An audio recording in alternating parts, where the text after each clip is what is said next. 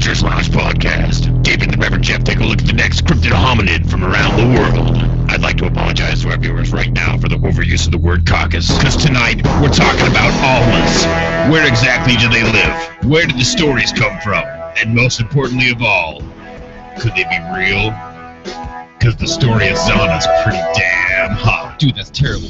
So now I present to you a real living Neanderthal, the Reverend Jeff Kelly.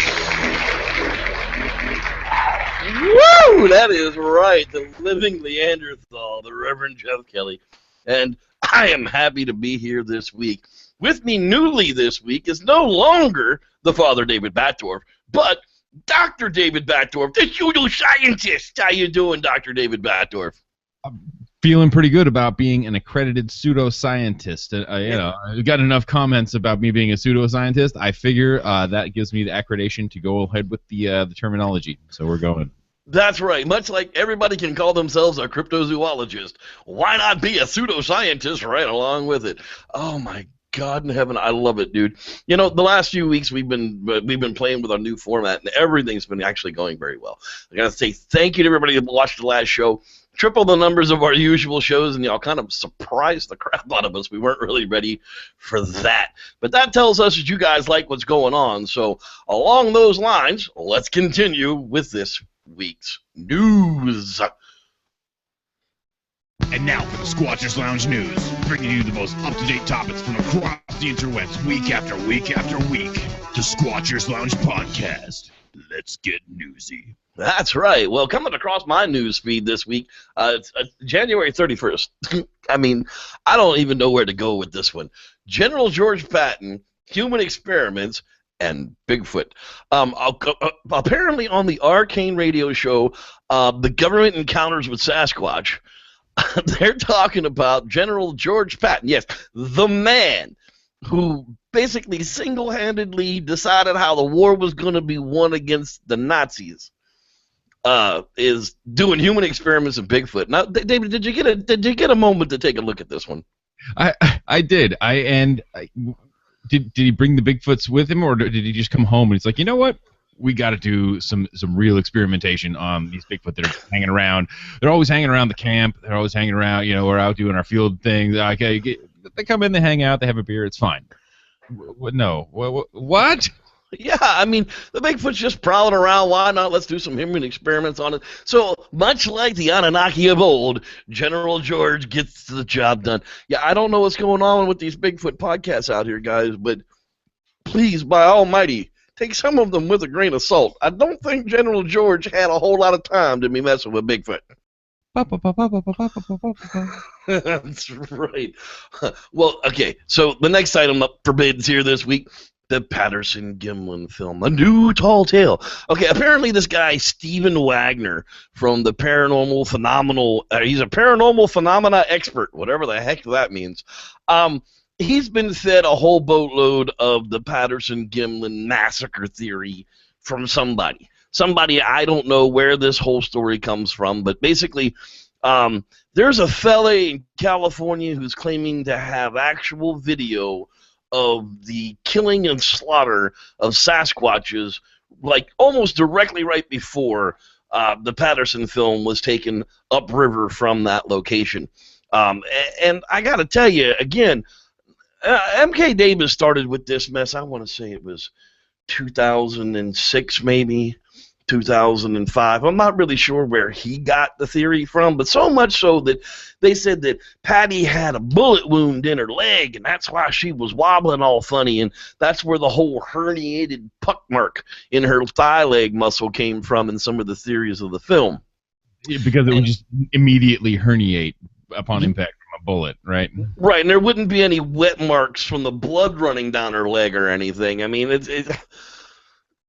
So basically, we posted this up on the coalition page, and we battled it out. Had a battle royale, over the claims that were out of it. And basically, Strayford said it was nonsense. It's just more rehashing of the same old story with a new name on it. And when you get down in here, they don't even get the names right. At one point, they call him Bob Patterson. Well, which one is it? Is it Bob Gaiman or Roger Patterson? I mean, so really pay attention to the details on some of this stuff, and it'll kind of give itself away. Don't you think, David? What you really have to take into account here is that this is so all the paranormal, phenomenon that happens surrounding Bigfoot is apparently bunk because somebody who's he's an expert at all things paranormal phenomenon doesn't know about Bigfoot. So that means it's a biological being, not paranormal. And anyway, the other thing is I was thinking about what I would do if I had film of a Bigfoot massacre. I would probably just stow it away, keep it locked up for a long, long time, and then tell this asshat about it in an exclusive interview to get all my glory. Well, this fella named John, and that's not his real name. They changed it for, saving his sanity's sake, I guess. He said there was a person with money who wanted to have a look at the film and maybe do a business at one point.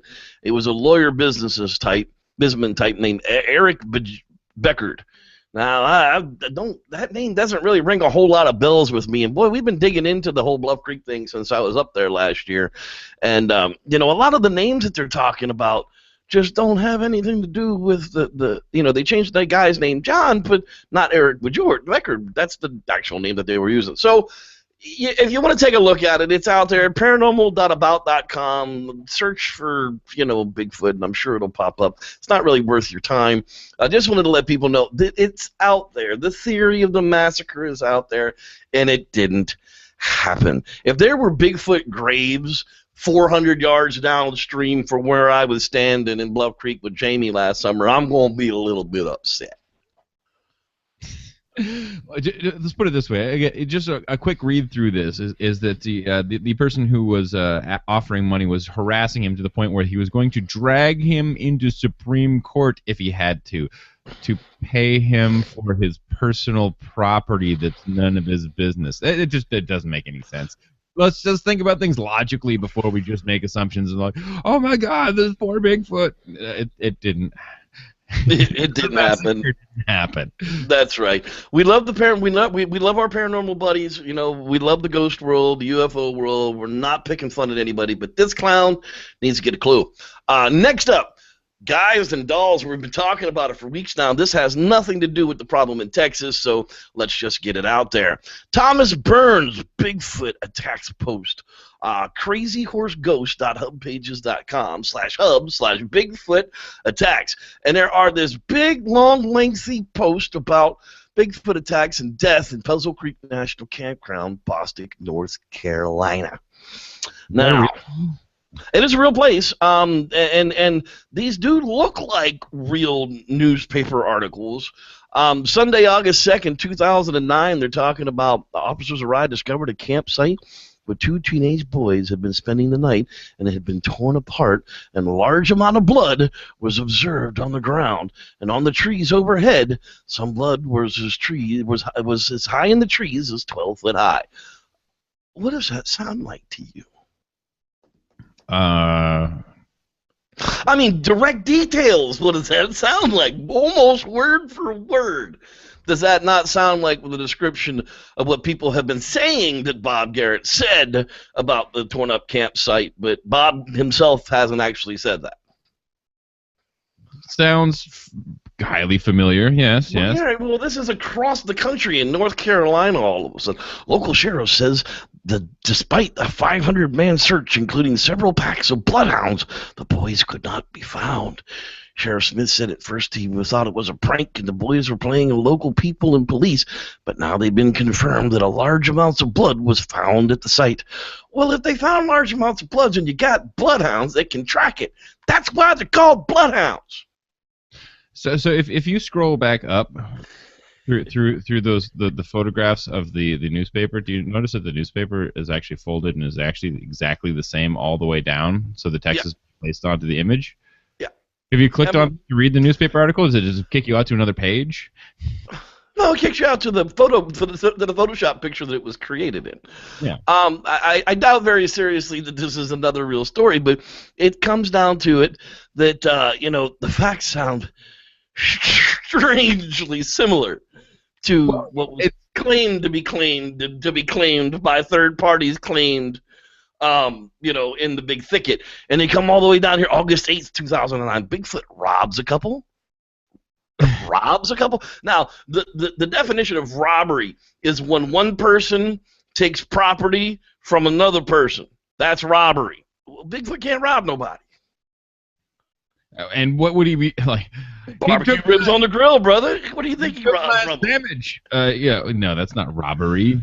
That's sharing. It's a barbecue, man. I mean, you're not just gonna grill ribs and not invite the neighbors, right? Yeah, this is definitely another one of those entertainment type sites. But my point being is when you listen to some of these other podcasts and you buy into them tooth and nail, and then all of a sudden the details come popping out from a story that's not even related to it all the way across the country, that just, please, people, get off my back. That's really what I gotta say about that one, man. You take the blue pill. The story ends. You wake up in your bed and believe whatever you want to believe. I suggest the rest of you do exactly that. Next up, this poor creature. Okay, so this alien-type creature discovered in India, it attacks these people in this plantation. They've never seen such a scary thing. So they beat it nearly to death with sticks until it crawls off into a pond. Well, tragically, it was a sun bear.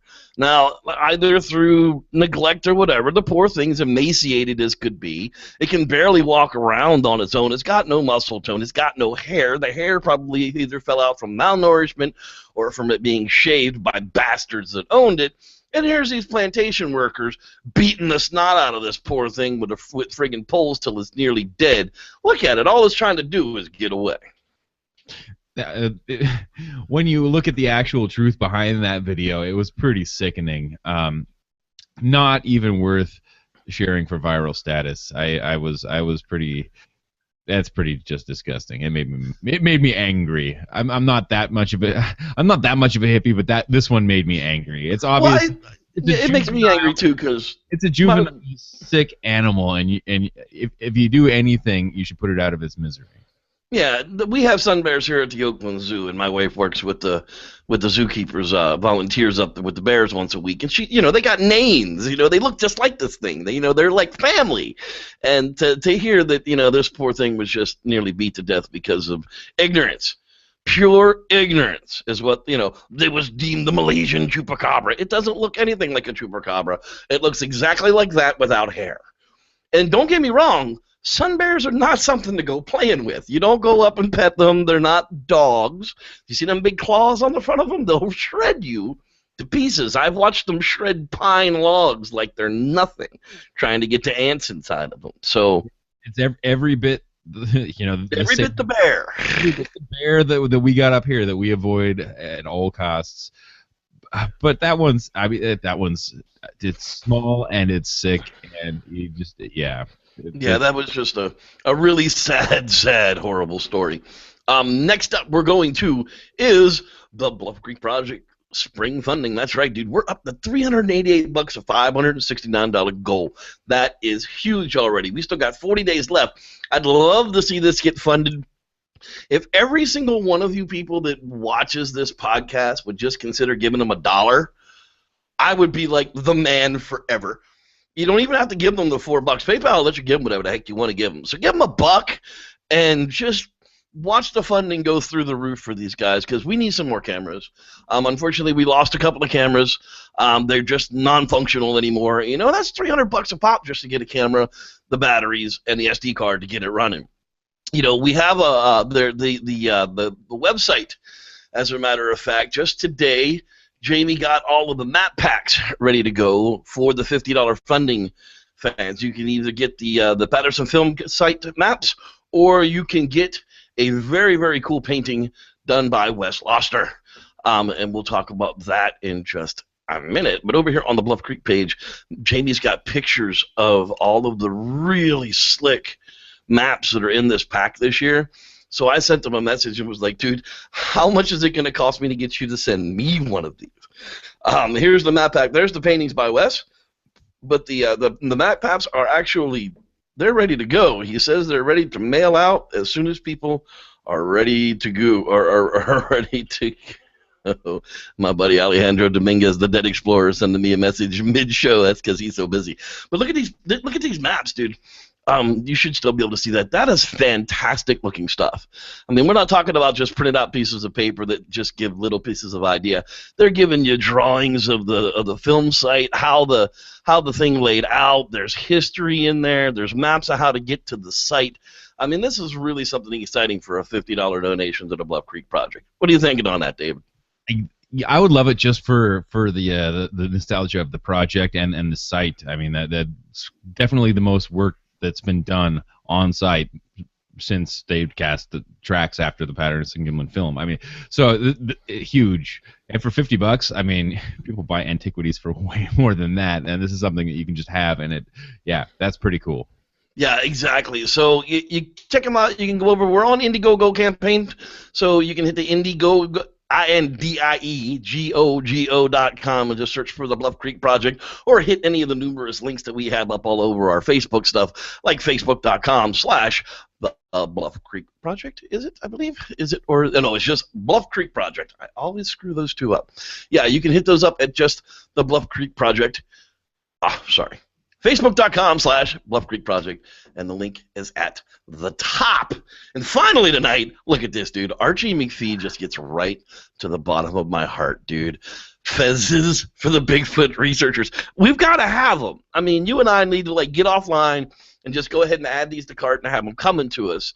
I might buy one of each just for shits and giggles. Just because you have to. What if you wear one out? What if they go out of business? I mean, they'll never go out of business with a model like this.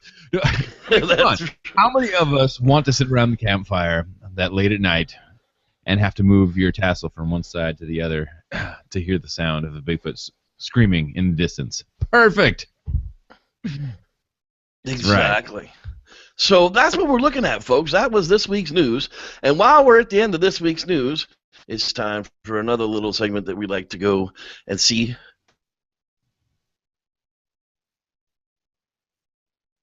Oh, my God. Every week I get lost with this mess. I feel so bad. But it's time to go squatching with our old pal, Wes. And now it's time for Rules to Squatch By with your old pal, Wes. Number 20. This should be common sense, folks. Don't drink and road squatch. Come check out my recent work and my art for sale at weslosner.com. Stay squatchy, my friends. That's right. Don't drink and road squatch. You see how that deer's coming straight through the passenger side? See, that's my problem with drinking and road squatching, because that's the side of the car I'm normally sitting on with the thermal trying to find Bigfoot out there. So don't be drinking and driving down the road trying to get your road squatching on. That deer's got quite the lush tail. Yes, it does. That's the last tail. Dude, you know what was funny, man, is right before the show, I told Christopher York that I needed a promo for the show, and this is what he sent me. This week on the Freudian Slip, the Roswell slides, and Steve Alcorn may or may not be bi-curious. Check us out, youtube.com/the Freudian Slip, or thefreudianslip.blogspot.com. Those are the questions inquiring minds definitely want to know. But this is the time of the show where I look at David and usually do this. 5 minutes on science. All right, David, now I know you got some stuff going on over there. You're going to teach us a little bit of geography before we start talking about the Alma and the Almasty, right? The Alma and the Almasty, or are they the same thing? Are they different? I went through and I tried to do a little bit of background research, not a lot, because I'm a pseudoscientist. So what I went through and I did is I was looking at actual places like on the Earth where people say that the Alma live, or we've got reports or stories, or they're purported to be here, here, and here. So I went and I looked at that on the Earth, and I actually came up with some problems, and I was like, very, very interesting and telling to me. So here we go. The planet Earth. I love this place. It's great. We have the continent Asia. I always, assumed the Almas to be, there's two stories. I mean, Siberia and Russia all along through here. the first thing that I found was that the stories and the folklore of the Almas originated from Turkey, which is, I mean, okay, perfect. We got the Caucasus running right through here. Awesome.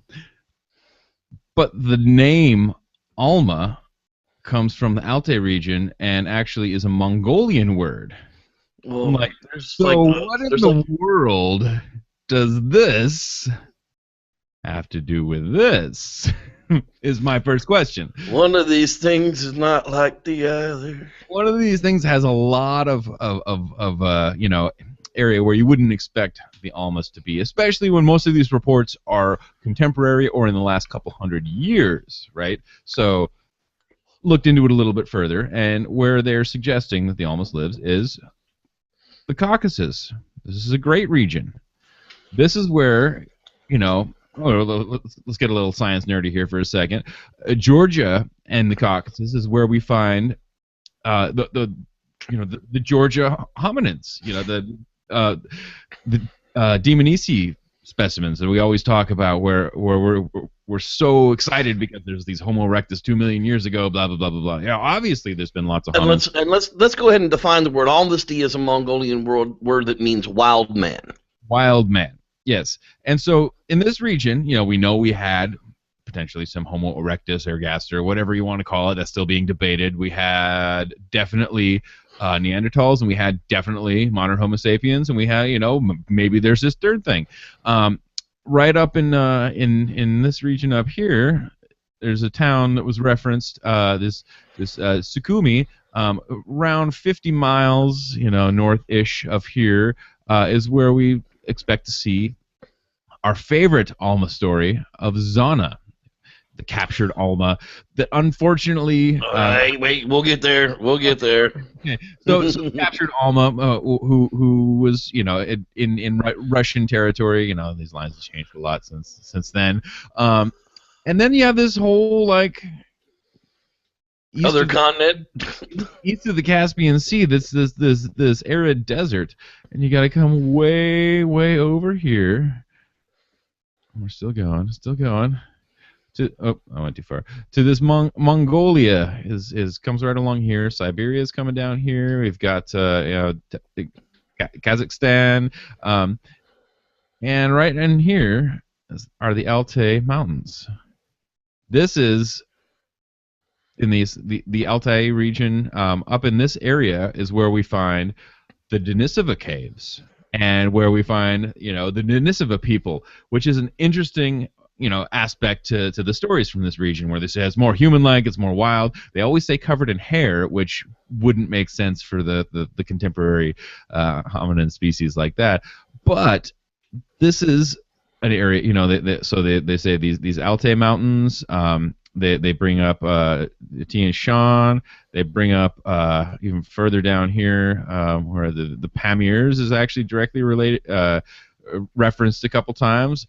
The Hindu Kush Mountains, which is interesting, and Jeff was going to talk a little bit about a story from the Hindu Kush from great history. Well, yeah. During the Crusade of Alexander the Great, the Hindu Kush was one of their major pushes as they pushed on into India, and the troops wanted to go home because they were tired of fighting these giant armies of crazy monkey people. Now, they knew what the jungle dwellers of India looked like. I mean, they had already been battling lots and lots of human beings. Why all of a sudden would they call them crazy monkey people? And you go back into some of the Greek tales, they talk about the crazy monkey people that live in that area before Alexander even went in the time of the Titans. So is that, a throwback? We'll find out. It could be.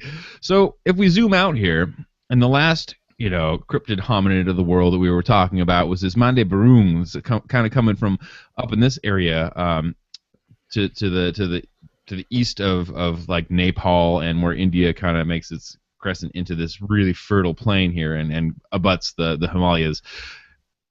But if you look, there's kind of this ring.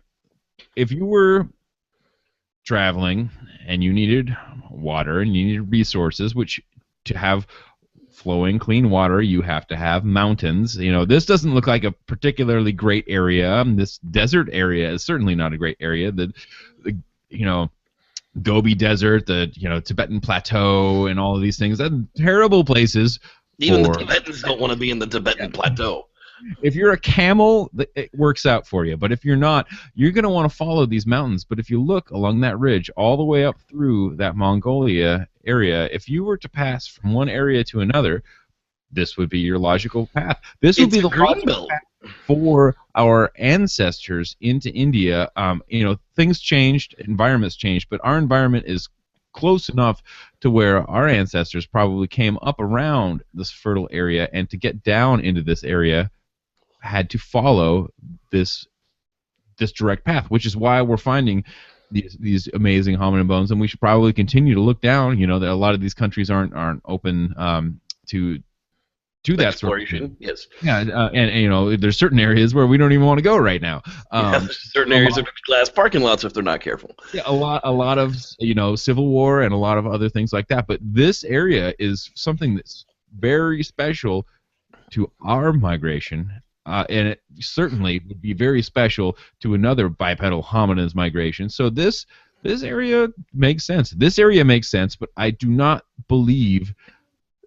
This would be more far removed. Like if this is the skunk ape and this is the Bigfoot, if you will, this is the Pacific Northwest Sasquatch up here, and this is the Florida skunk ape down here. This is something completely different than those other two. I would agree with that. Now, could it possibly be that it's a different throwback to the human, to where there could be possibly more than one leftover from our genetic spiderweb of evolution that we know has happened now? I mean, we keep finding more and more, I don't want to call them subspecies, we want to call them cousin species that we still have leftovers from. We just talked about 3 different species last week. We found new teeth, a new jawbone, and something else all in the last six or 7 years. Well, and so the problem with defining new hominin species, or defining cryptids even, is that everybody, there's lumpers, which everyone wants to lump it into. Oh, well, that's just a Neanderthal. It's like, no, well, it's a Denisova. It's distinctly different than Neanderthal, so we're just going to call it a Denisova. We're not going to call it a Neanderthal. So, I mean, if you think about it, if this is a Denisova and this is a Neanderthal, this is an Alma and that is an Alma doesn't make sense, because geographically you would have that same level of divergence. Geographical.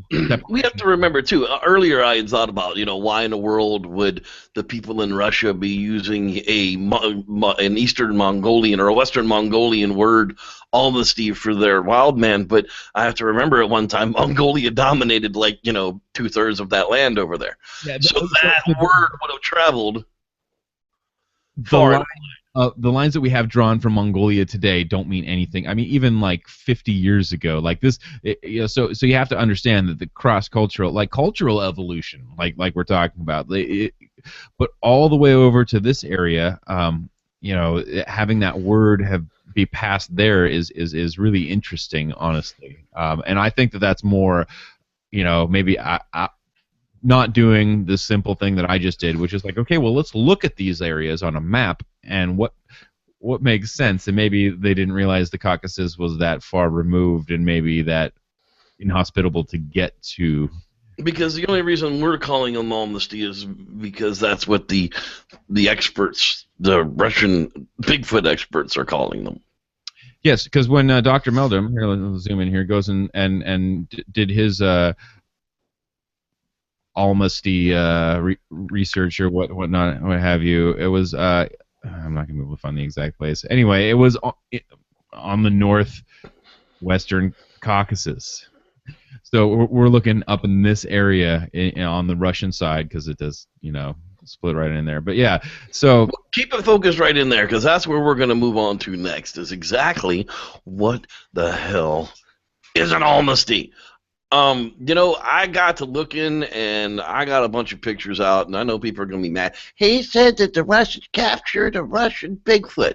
Well, I'm not exactly lying, am I, David? Here, over the last couple of years, we've gotten images like this. They come in, sometimes they come in video from YouTube, whatever the case. It's always some Russian TV the news station with clips and pics of the crazy carpet squatch in a cage. So I wanted to make sure that is my favorite carpet squatch in the cage, actually, because I don't think that anyone was actually meant to believe that, but we all picked it up and thought about it for a minute. For a minute, and that's what I've been listening to a lot of what our fans are saying, and that's one of the things that they like about what we do is the fact that we will pick anything up and at least examine it and go, well, that's at least interesting.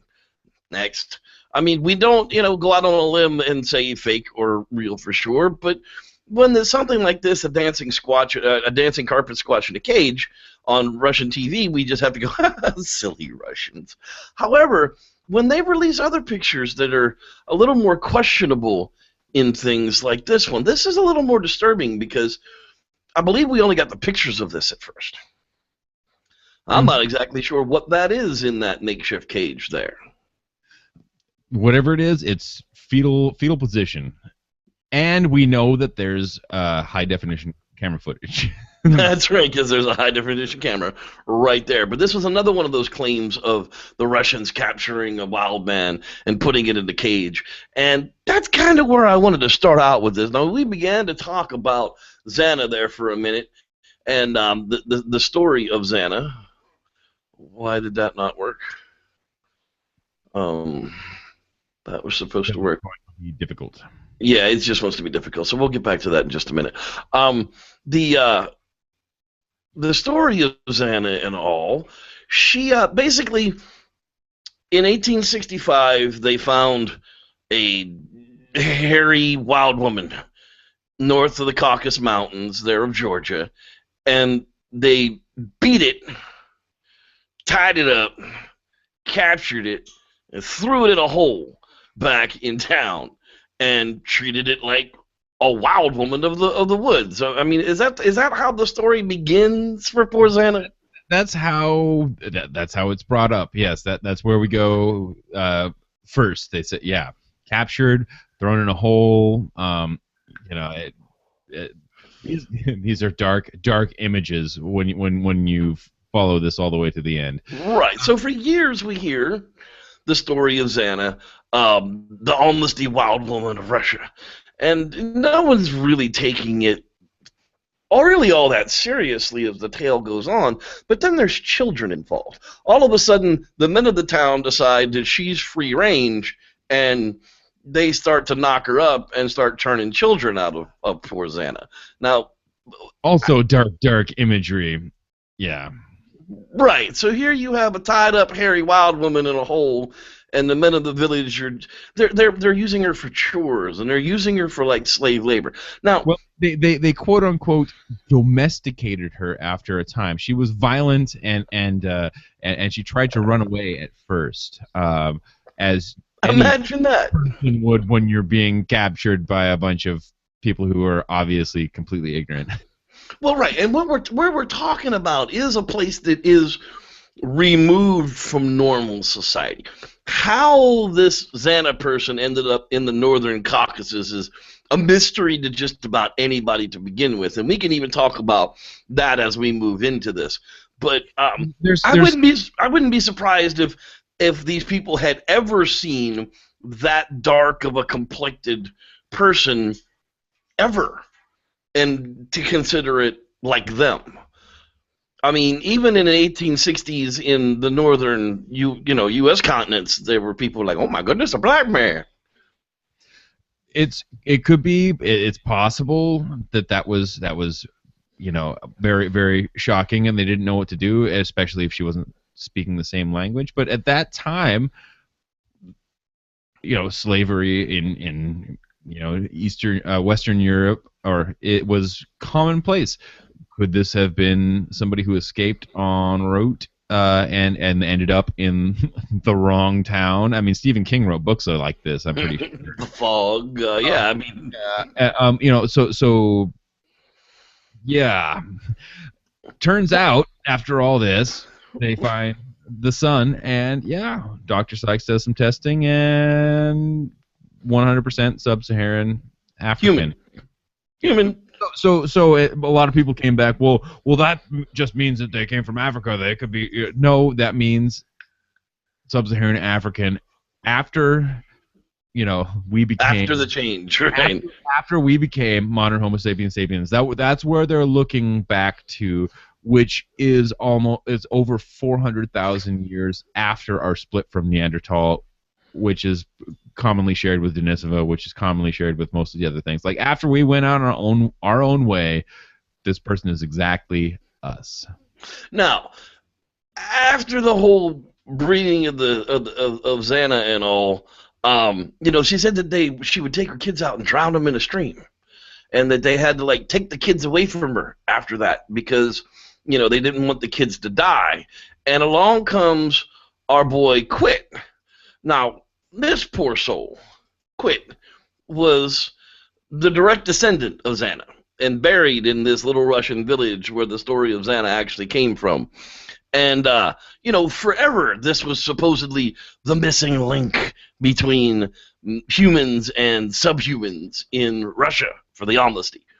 I feel so sad for the man that along comes Dr. Sykes' buddy and his little study buddy, the guy from the flower department over there on the BBC, has his poor skull dug out of the ground so that they could rip a molar out of it so he can handle the skull on television.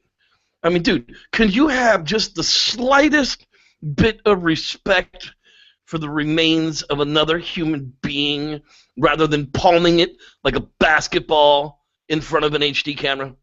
Next time you come and do something like that, have a little bit more respect. Jesus in heaven, please help me. Sorry, I saw that today. I rewatched it today, and it got to me.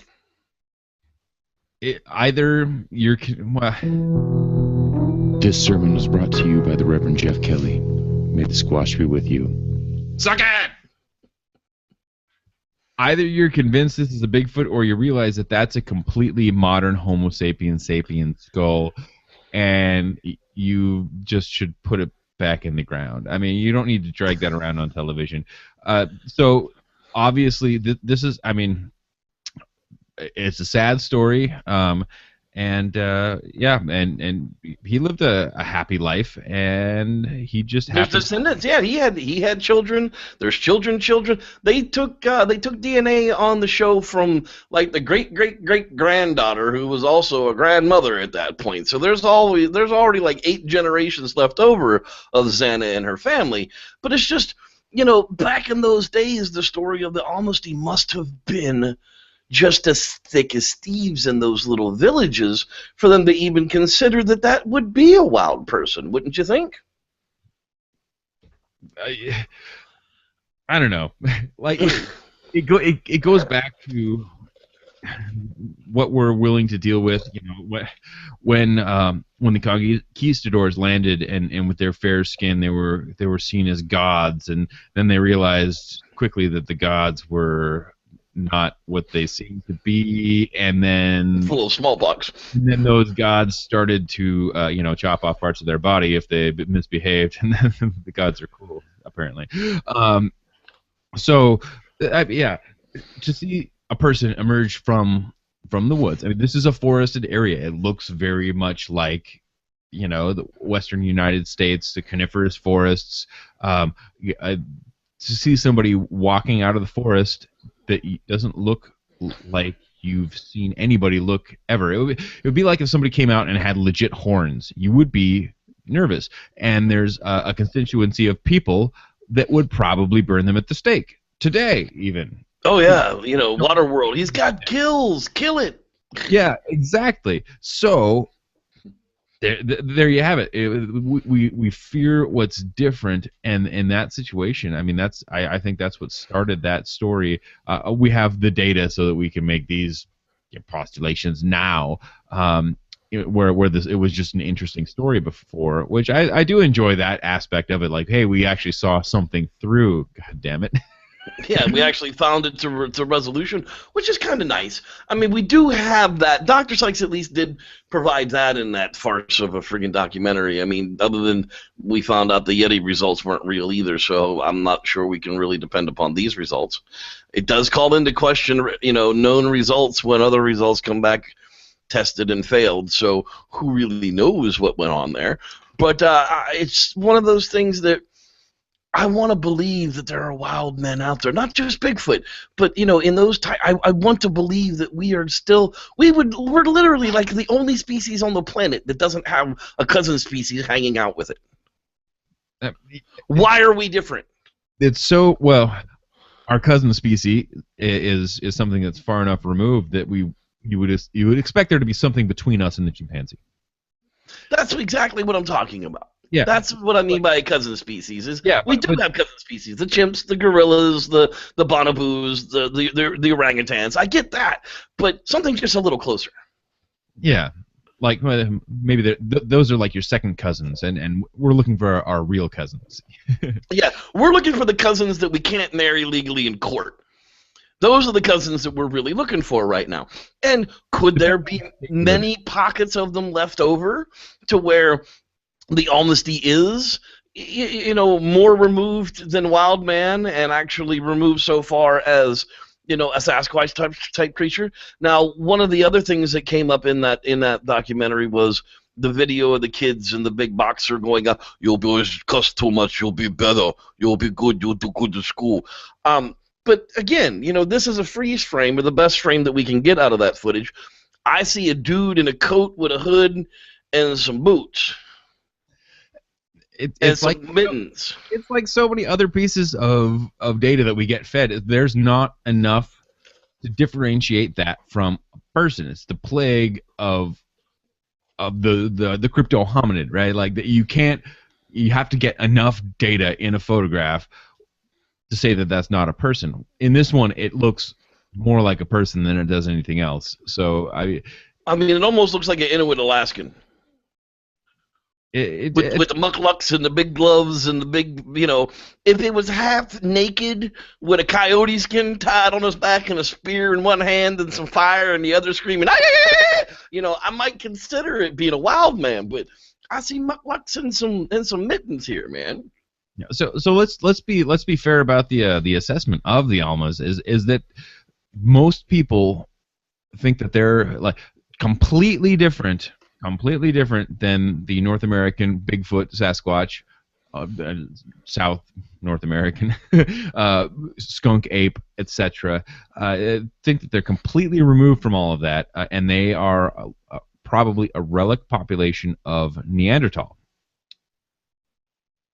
which is possible only because of the distribution of potential Neanderthal bones. But now some of those Neanderthal bones that were like, if we found a femur and this, that, and the other without the actual genetic testing, is that Denisovan or is it Neanderthal? These are really good questions.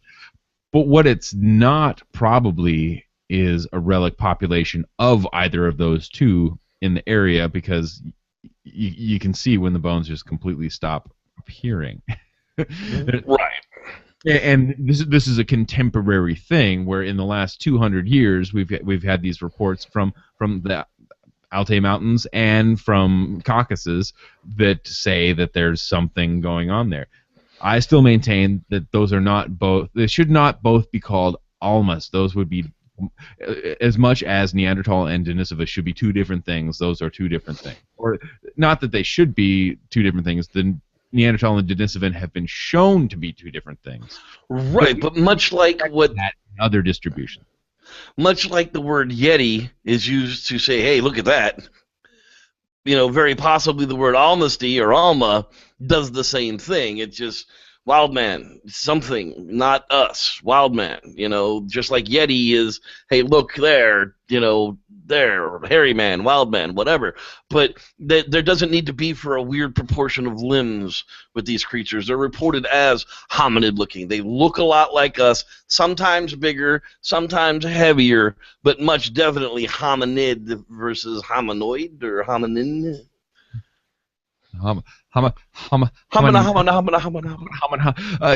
the one of the things I tried to tie in, actually, and it's more of a Slavic,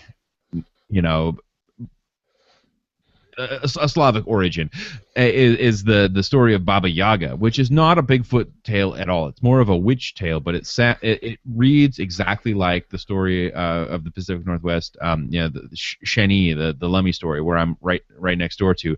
But it's in the same area. Like if you start talking about the Caucasus as this, it basically means, Baba Yaga basically means old woman. It's like, and the Slavic dialect transitioned into like your grandmother is called babushka in Mother Russia. Babushka. Right? Yeah, so like a lot of the but this Baba Yaga character is kind of the same, like child stealing, blah blah blah blah. Yeah, you've heard people use the word Oma. Oma is actually German for grandma. Yeah, well, and like, but anyway, there's all these different cultural aspects to this that I think that that's the most important thing. And when when you look up Almas and you have this multicultural regions, and you have a cultural origins that don't jive at all, like Turkey and Mongolia don't go together. There are two mountain ranges. They're both in Asia, and they both touch Russia/Siberia, but that's a really big place. Right, but let's be fair and talk about this little creature thingy here now, the Gigantopithecus blackie. Tiny, Gigantopithecus? I thought you were talking about miniature Pithecus. Well, the Gigantopithecus did actually populate through those areas. Now, blackie was actually in China, but I mean, all the areas that we're talking about at one point or another showed signs of these ape-like creatures that did live there at one point or another. Yeah, well, we had large-bodied, approximately the size of chimpanzees, maybe getting on to orangutan, ponges, like the red apes. If you want to, imagine they're all red. It's like, okay, what color were dinosaurs' feathers, right? Right, exactly. But so we have these quote-unquote red apes versus the African apes, but all the way into Turkey and Afghanistan, we have these large-bodied, ground-dwelling apes. They could not live there anymore because the soil lost all its nutrients because it dried out, and all the fauna, like all the flora, the trees, and everything that created the nitrogen-rich soil is dead. Right, but the point being is the humans would have been moving through them with them. You can see where the two would parallel movements across the same areas, just like that green belt that we were talking about. Where these animals would have existed, there would have been the human populations as well, because that's where the food resources were. Exactly. Whether you just say Gigantopithecus because it sounds so perfect. It's like it's huge Gigantopithecus. There's Blackie Eye, which was the big massive man, the bamboo eater in East China. But then you have like the Gigantopithecus, like there's like Giganteus, was no bigger than an orangutan. Yeah, he was like 150 pounds. Yeah, which is a pretty big ape. Yeah, but it's not going to tower over you, but it's definitely intimidating. It could tear your arms off. These things living side by side in those areas and the regions is a totally understandable way to think that a relic population maybe somehow could have possibly been there. But more than likely, the other thing that I was thinking of was not necessarily relic other humans, but relic us's. Populations who choose to live in the mountains away from other civilizations in packs amongst themselves in the old ways, so much so that they avoid cities and towns in any way that they can. Is that a possibility too? You're not talking about like a genetic variant. You're just talking about feral people. Feral people, that's exactly right. And that's one of the things that, Ketchum said that there was a such thing as feral people. She proved it in her genome. Well, feral people would have the exact same genes that we have, the same exact DNA that we have. There would be no way to tell a domesticated person from a feral person, but is that still possible in that type of a region to where there would be feral, not necessarily feral, but even like Indian type populations who have not stood up to time and brought into the modern age? Well, and those could be what's seen.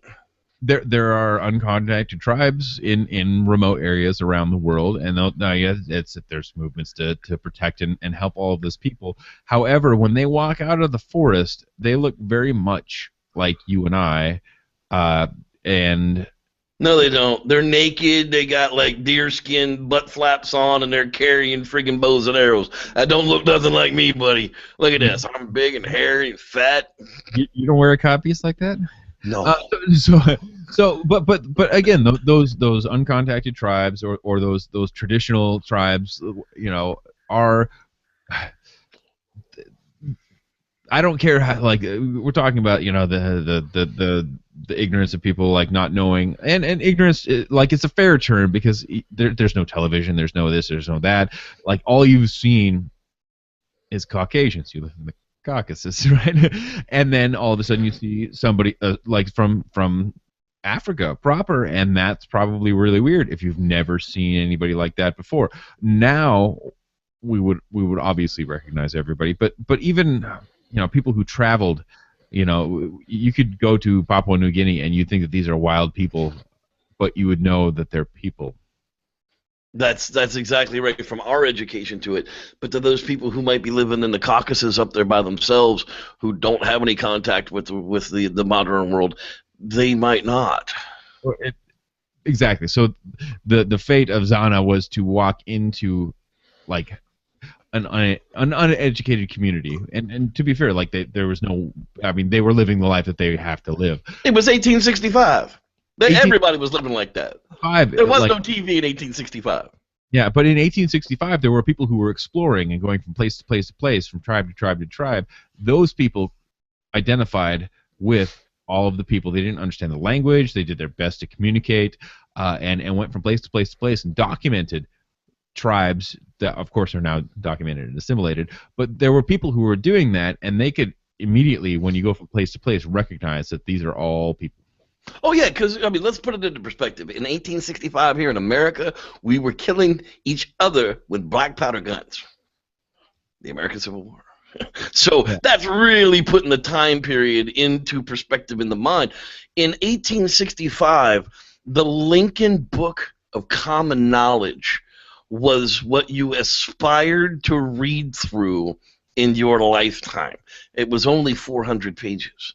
Literally, the president would put out a book of common knowledge, and that would be what the people, if you got your schooling and you got past the education level where you to read, that was what you would aspire to do throughout your entire life, was read the president's book of common knowledge. It would change slightly from president to president, but for the most part, if you got the first 20 pages down before the next president came along, you were okay. So that was in an educated, refined place like the United States, civilized. Like, imagine being in the Caucasus Mountains where they're, I don't know that I could even imagine that type of a life. Shearing sheep and fishing, basically, right? I just think that a book of common knowledge could be really great now. It would be so much more effective than like the European, the left and right news sources trying to convince us of what to do. Just give us a book, give us a manual, and we'll just follow it blindly. It's perfect. Well, yeah, we have one of those. It's called government education. Just don't ask questions. Follow. Do as you're told, and you won't be arrested. That seems to be like the first line in the new book of common knowledge. Do as you're told, and don't ask questions, and you won't go to jail. I don't know why everybody's worried about going to jail. Well, guys, that's really going to do it for us this week. Where are we going with this one? Yeah, we're going to get right the hell off of that bandwagon, that is for sure. I dig the honesty. Hey, look behind me over here. I reversed my camera so I can never tell. I got my squatching time. It's time to go squatching sign. Over there. There it is. There it is. Wes finally sent it up to me. It's awesome. And right up there, I've got my new sticker from the Sasquatch Coffee Company. Go out to squatchcoffee.com and get you a bag of Sasquatch coffee, because that's the stuff to drink in the morning, man. Wow. Dude, I love it. I never drank coffee before. I'm hooked on Sasquatch coffee. So go out and get you some. What do you want to wrap up with this week, buddy? Honesty. You think it's real? for me, I'm always looking for that pathway, and the almost. I still think they're two different things. Caucasus, that makes sense. Probably not in a contemporary sense, but at some point that makes sense. That made sense. In the Altai Mountains and down through into India and back out in Siberia, absolute sense to me, and almost has to be a route of travel for not only modern man's migrations, but how else did Bigfoot move around? If that's how did it get here? Well, that's probably a good path. I 100% agree with you, sir. Modern contemporary times, I need to see a little bit better definition Russian footage. We know that your cell phone coverage is a little bit behind ours, so in 5 more years maybe you'll have some high-def cameras over there. But for now, we're not going to believe the Russian TV stations when they say they have a Bigfoot in a bamboo cage. For me, I am your host, the Reverend Jeff Kelly. I'm going to say thank you so much, very much for watching this week, and for Dr. David Batdorf, pseudoscientist, we want to thank you for watching, and may the Squatch be with you.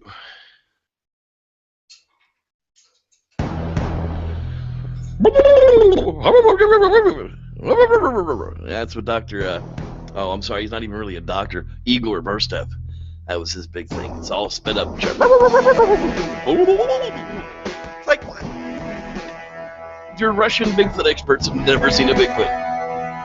The only guy who'll fly around the world looking for Russian Bigfoot. Never seen a Bigfoot.